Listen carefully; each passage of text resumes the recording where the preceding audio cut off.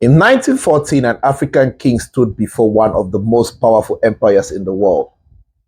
He wasn't carrying a rifle. He wasn't leading an army. His only weapon was a treaty. A treaty signed decades earlier between his people and the German Empire.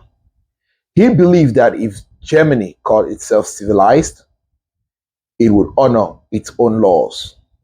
Instead, they accused him of treason. They put him on trial and they sentenced him to death. But why would one of Europe's most powerful empires fear a king who chose words instead of war? This is the forgotten story of Rudolf Duala Manga, the king who dared to challenge the German Empire with its own laws.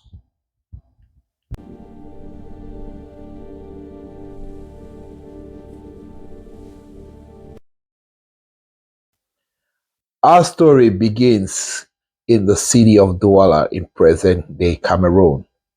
In the late 19th century, European powers were racing to claim African territories.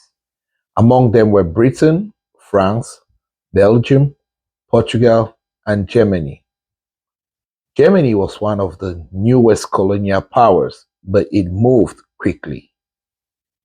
Germany in 1884 sent representatives to sign a treaty with the leaders of the Duala people. Among those leaders were King Manga, father of Rudolf Duala Manga. The treaty promised German protection while recognizing important rights belonging to the Duala people. Too many local leaders did worse not to surrender their homeland territory. It was an agreement based on trust.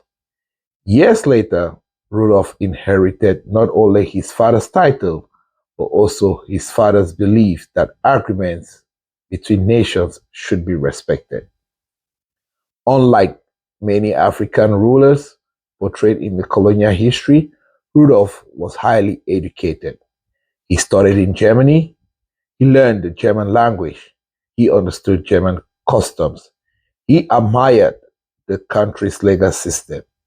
Many German officials even considered him an example of what they called the modern African ruler.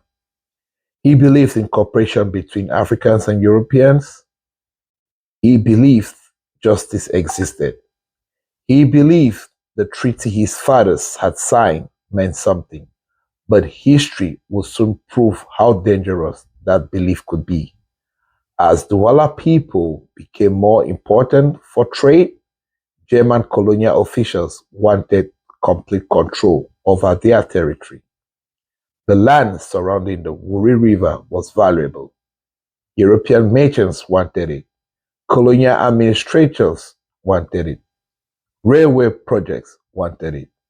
To make room for these plans, the German government proposed removing the Duala people from their ancestral land and relocating them further inland. To Rudolf Duala Manga, this was more than a land dispute. This was a betrayal. The treaty clearly protected the rights of his people.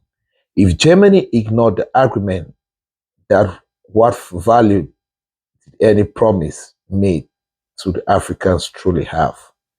Instead of calling war, Rudolf made a decision that surprised everyone. He would fight with the law. He believed the German Empire would listen if he presented evidence, respected legal procedures, and appealed to justice itself.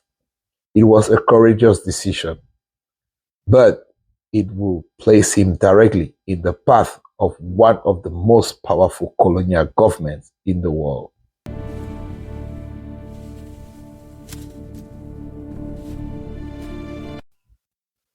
Rudolf Duala Manga believed that justice could still be found inside German Empire. He knew that many colonial officials in Cameroon wanted to seize the land along the Wuri River, but he also believed Those officials did not represent every German. Somewhere in Berlin, he thought there were leaders who would listen. So instead of preparing for war, he began preparing documents. He gathered copies of the treaty signed in 1884 between Germany and the Duala chiefs. He collected evidence showing that the proposed relocation violated the agreement between his father and the early Germans. Day after day, letters were written. Petitions were clearly prepared. Every sentence was respectful. Every argument was based on law. Rudolf wasn't talking Germany for a favor. He was asking Germany to honor its own promises. News of his campaign soon spread beyond Cameroon. German missionaries, businessmen, lawyers, and even members of the German parliament became aware that something was happening in the colony. News spread beyond Cameroon.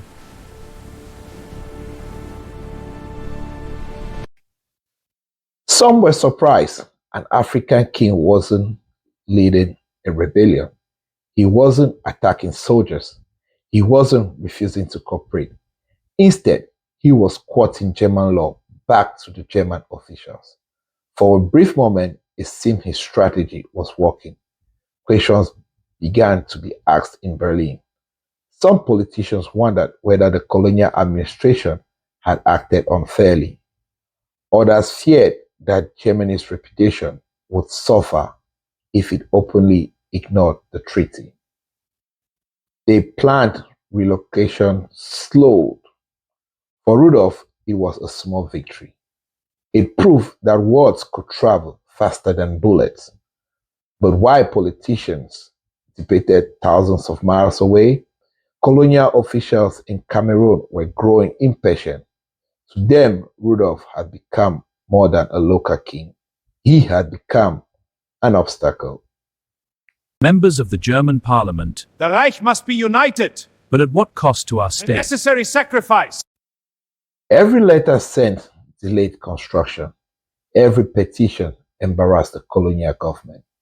Every appeal reminded Germany that its own empire was being accused of breaking the law. The governor and his officials began watching Rudolf more closely. His meetings were monitored. His correspondence was intercepted. Friends became suspects. Conversations became evidence. The atmosphere in Duala changed. People whispered in the marketplace. They lowered their voices whenever German officials walked past. No one knew what would happen next. Then Europe exploded. In summer of 1914, the First World War began. For the colonial government, the timing changed everything. War created fear. Fear created suspicion, and suspicion needed a target. The authorities accused Rudolf Duala Manga for secretly encouraging resistance to the German rule. They claimed he had communicated with rival powers. They accused him of planning rebellion. But historians continue to debate the strength of the evidence presented against him. Many believe his legal campaign against the land seizure had already made him a threat in the eyes of the colonial administration. Whether guilty or innocent no longer seemed to matter. The empire had made its decision. The king who believed in justice would now have to defend his own life. As soldiers approached his residence, Rudolf understood something he had refused to believe until that moment. The law could only protect the powerless if those in power chose to obey it. And the men coming to arrest him had already decided the outcome.